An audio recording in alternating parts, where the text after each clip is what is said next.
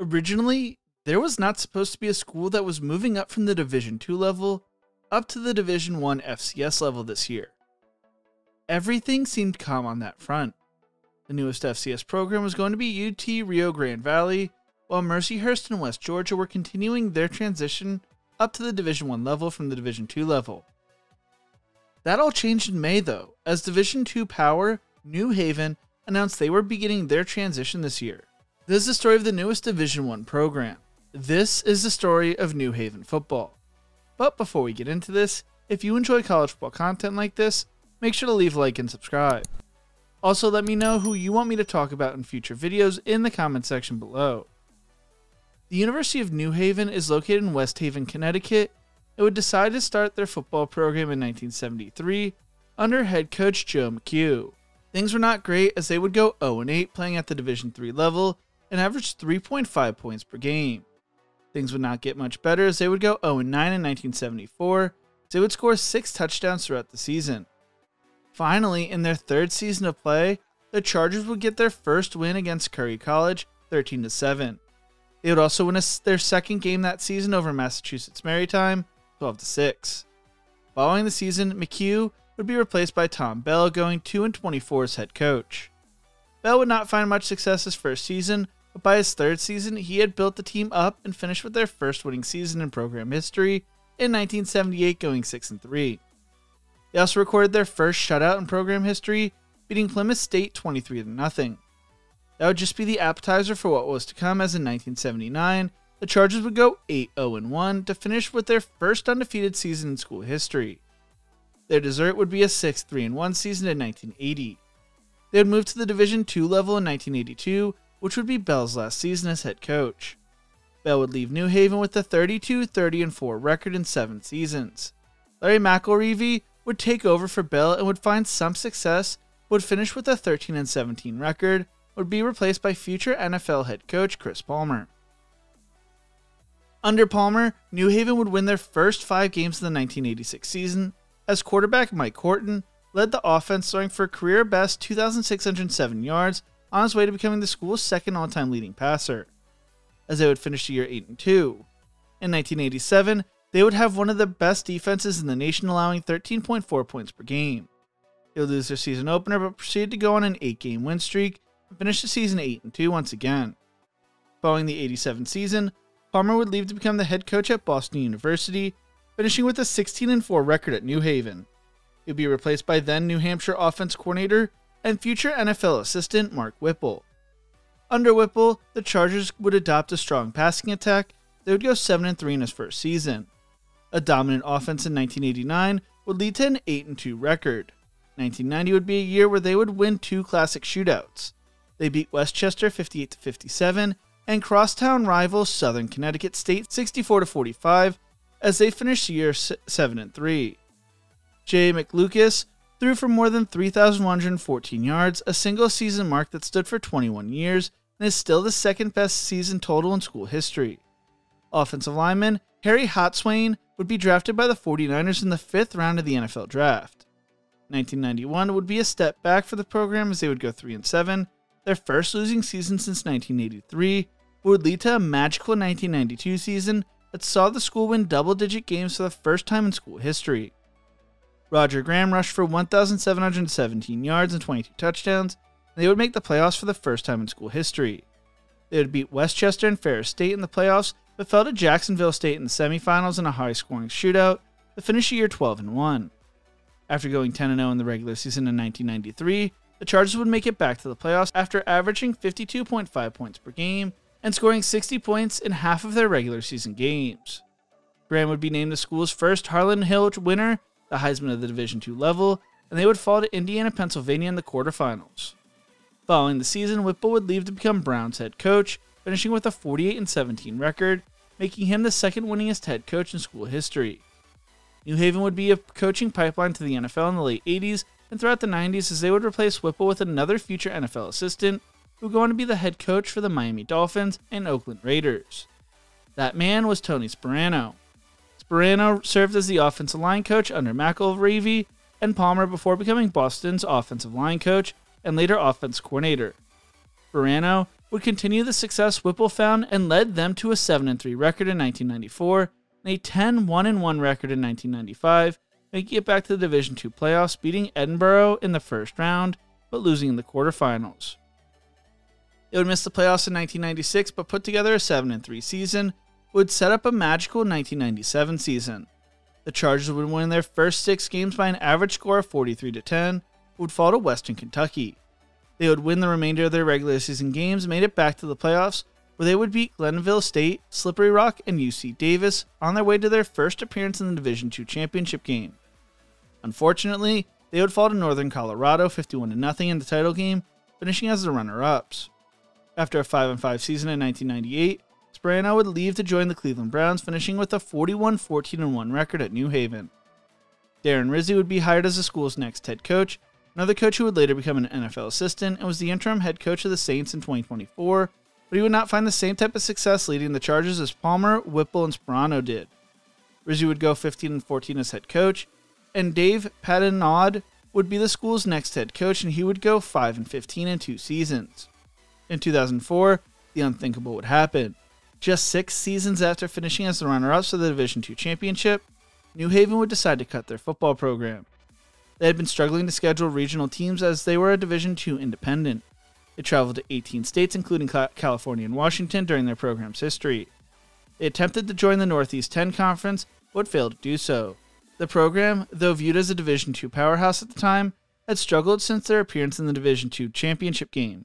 From 1986 to 1997, they were 64-30-1, were 20-29 from 1998 to 2003, including a 1-9 season in 2003. The program was becoming expensive due to their travel costs and was putting a financial strain on the university. It was one thing to do that when you are winning, but it becomes an issue when you are losing. Changes in how the NCAA selected teams for the Division II playoffs, with a greater emphasis on regional competition, also played a role in the decision.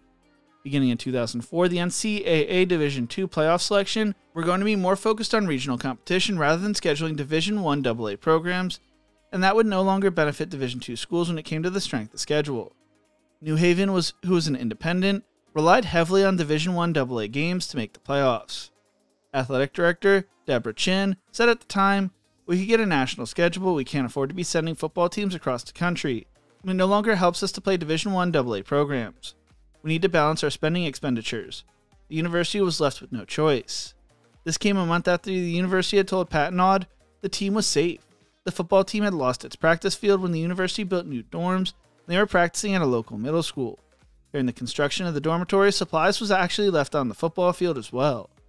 They also had been using less scholarships, with Patenaude saying it was like using a pop gun against a cannon the previous few seasons. He did everything he could to keep the program alive. The university would say they did not foresee bringing the football program back anytime in the future, although it was what put the school on the map. After 5 long years, the football program would return, spending the 2008 and 2009 season recruiting their roster. A roster that included a player from the 03 roster and a player who was 43 years old. They had 43 freshmen, 35 sophomores, and 7 upperclassmen on their roster, and brought in Peter Rosamando to be head coach. They returned as a member of the Northeast 10 Conference, the same conference that had rejected them years earlier. They would go 5-5 behind Ryan Oseki's 3,000 passing yards and 23 touchdowns. They quickly began to dominate the conference, winning 3 straight conference titles, making the NCAA Division II playoffs twice, losing in the quarterfinals in 2011 and the second round in 2012.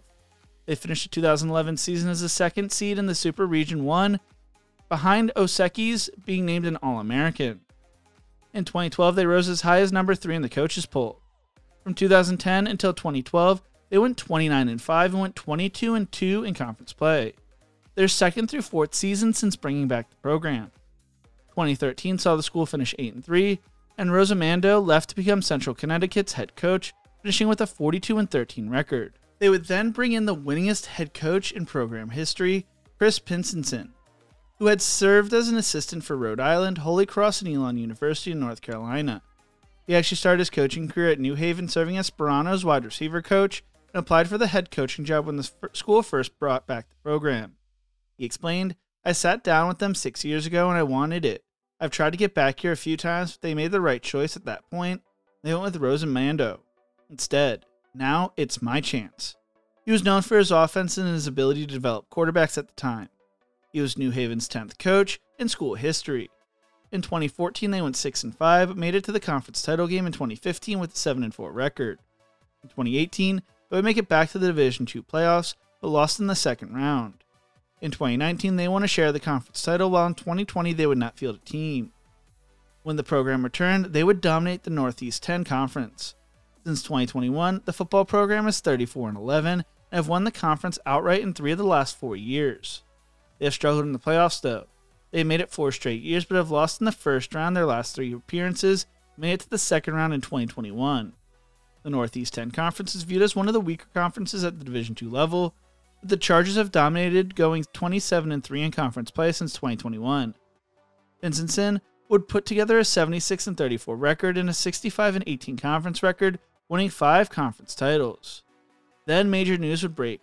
In early May, the school would announce they were moving up to the Division I FCS level as a member of the Northeast Conference. The announcement to move up to the Division I level only happened a few months ago. They would begin their transition this month. They will be joining the Northeast Conference with all their sports, will begin playing in the NEC this year except for football. They will become a full-blown Division I member in the 2028-2029 academic year. There's no date set for when the football team will move up to the Division I level, but many expect that move to occur next year. At least that's what was originally thought. But when they would release their 2025 schedule 2 weeks after announcing their move up to the Division I level, it would be a revamped schedule. They will open up their season on the road taking on Marist, Mercyhurst, and Albany before hosting Saginaw Valley State. They then take on Duquesne on the road before hosting Pace and Western Connecticut State. They then travel to Long Island and Sacred Heart before closing out the season at home against Merrimack College. Along with that, they will be led by a new head coach.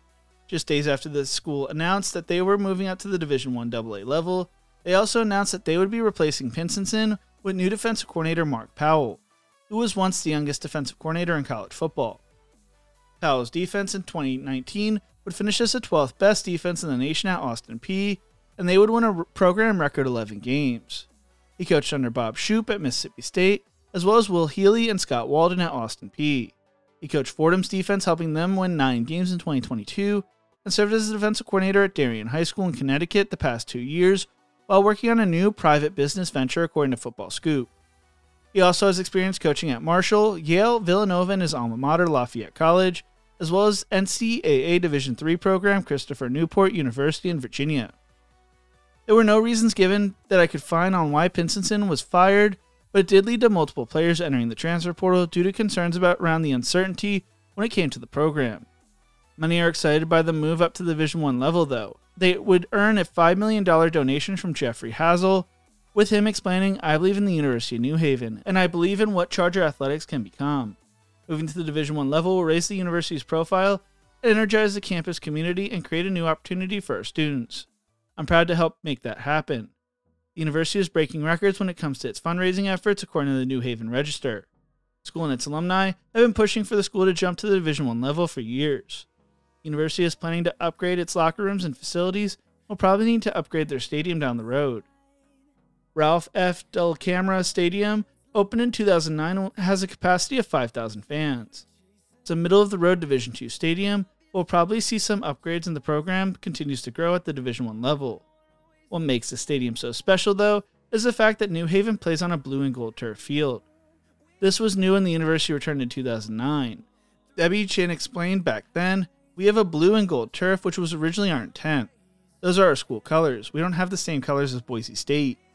I bring Boise State up because Boise State and New Haven would have multiple discussions about the legality of this field. Boise State Director of Trademark Licensing and Enforcement, Rachel Bickerton, said in a statement, "Since 1986, the blue field has been an iconic symbol for Boise State University in Boise. It is recognized near and far as the home of the Broncos. We consider the blue turf to be a part of our identity, and we place great value on its uniqueness." The two schools would enter a licensing agreement, but the school did not have to pay any money to Boise State, and the school confirmed Boise State did not take any legal action against New Haven. I wonder if things will come back and change with the school now moving up to the Division I level. What do you think? Can New Haven find success at the Division I FCS level like it did at the Division II level? Let me know in the comment section below. If you enjoyed this video, make sure to check out one of my other videos YouTube thinks you will love right here. Thank Thank you so much for watching, and as always, remember to embrace the grind.